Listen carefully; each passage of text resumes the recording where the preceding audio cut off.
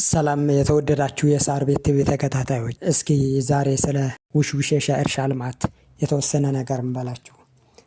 ስለ ውሽውሽ የሻይ እርሻ ልማት ምን ያክል ያውቃሉ? መቼ እንደተመሰረተ፣ የት እንደሚገኝ፣ እንዴት እንደተመሰረተ እና አጠቃላይ ስላለው አቅም ፖቴንሻል እና ለሀገራችን ምን ማለት እንደሆነ የተወሰነ እናወራለን። በ1970 ዓመተ ምህረት የተመሰረተው የውሽውሽ የሻይ እርሻ ልማት ደቡብ ምዕራብ ኢትዮጵያ ክልል በተፈጥሮ የታደለ ለምና ውብ ምድር ነው። በቡና በአትክልትና ፍራፍሬ ምርቱና ጥቅጥቅ ባሉ ጫካዎች በስፋት የሚታወቅ ምድር ጸጋዋን ሁሉ የቸረችው በተፈጥሮ ሀብት የበለጸገ ክልል ነው። ከዚህ በተጨማሪም ደቡብ ምዕራብ ኢትዮጵያ በሻይ እርሻ ልማት በኢትዮጵያ በቀዳሚነት ከሚታወቁ አካባቢዎች አንዱ ነው። ክልሉ አጠቃላይ ከ2283 ሄክታር በላይ የሻይ እርሻ ልማት የያዘ ሲሆን ለሀገር ውስጥ ፍጆታ ከማቅረብ ባሻገር ወደ ውጭ የሻይ ምርትን ኤክስፖርት በማድረግ ይታወቃል። ይህ ክልል በሻይ እርሻ ልማት በኢትዮጵያ ቀዳሚ ከሆኑ አካባቢዎች አንዱ ነው። ይህ በክልሉ ያለው ሰፊ የሻይ ቅጠል ልማት በድርጅቶች እና በአካባቢው አርሶ አደሮች እየለማ ለሀገር ውስጥ ፍጆታ እንዲሁም ለውጭ ኤክስፖርት እየዋለ ይገኛል። በዚህ ክልል ውስጥ ከሚገኙ የሻይ እርሻ ልማት በቀዳሚነት የሚጠቀሰውና የሚታወቀው በካፋ ዞን ውስጥ የሚገኘው ታዋቂውና ቀደምቱ ውሽውሽ የሻይ እርሻ ልማት ነው። ውሽውሽ የሻይ እርሻ ልማት የተመሰረተው በ1970 ዓ.ም እንደሆነ የድርጅቱ ታሪክ ያሳያል። በወቅቱ በ11 ሄክታር መሬት ላይ ማልማት እንደተጀመረና ቀስ በቀስ እያደገ እንደመጣ ይነገርለታል። አሁን ከ1300 በላይ ሄክታር በሻይ እርሻ ልማት እያለማ ለሀገር ውስጥና ለውጭ ፍጆታ ምርት እያቀረበ ይገኛል። በጊዜ ሂደት የራሱ ችግኝ ጣቢያ በመመስረት ስራውን እያስፋፋ እና እያደገ መጣ። በሂደትም የራሱ ፋብሪካ እንዲኖረው ተደረገ። አሁን ላይ 3 ትላልቅ ፋብሪካዎች የያዘ ትልቅ ድርጅት ነው።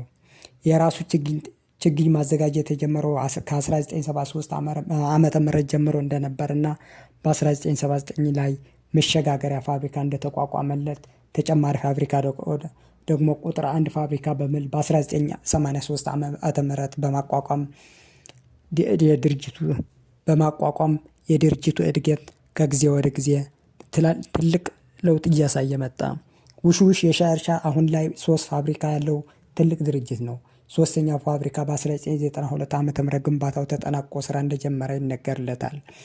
በ11 ሄክታር በእርሻ ስራ በግለሰብ የተጀመረው ውሽውሽ የሻይ እርሻ ልማት ደርግ ወደ መንግስት ይዞታነት በመቀየር የእርሻው ስፋት በአጭር ጊዜ እንዲያድግ እንዳደረገው ይነገራል። ከዛም የደርግ መንግስት ወድቆ ኢህአዴግ ሲገባ የፖሊሲ ለውጥ በመደረጉና በመንግስት ይዞታ ስር የነበሩ የእርሻ ድርጅቶች ወደ ግል ይዞታነት እንዲዛወሩ ስለተወሰነ ወደ ግለሰብ ይዞታነት እንዲዛወር ተደረገና ሚድሮክ ኢትዮጵያ ሊገዛው ችሏል።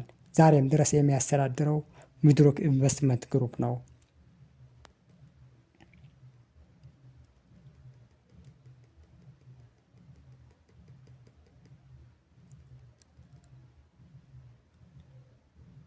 የመንግስት የሻይ እርሻ ይዞታዎች በሙሉ ወደ ግል ይዞታነት እንዲዛወሩ በመወሰኑ ጥናቱ ተጠንቶ ንብረቱ ወደ ግል ባለይዞታነት ተዛወረ። ጥናት አልቆ ወደ ግል የተዛወረው በ1992 አልቆ 1993 አካባቢ ሙሉ ርክክብ ተካሂዶ በሚድሮክ ኢትዮጵያ ስር መተዳደር እንደጀመረ የድርጅቱ ታሪክ ያሳያል። አሁን ላይ ውሽውሽ የሻይ እርሻ ልማት አጠቃላይ ከ1300 በላይ ሄክታር በላይ የተሸፈነ እርሻ ይዟል። በተጨማሪም 428 ሄክታር የያዙ ከ400 በላይ አርሶ አደሮችም ለድርጅቱ ምርታቸውን ያቀርባሉ። የሻይ እርሻ በየ12 ቀኑ ምርት ይሰጣል።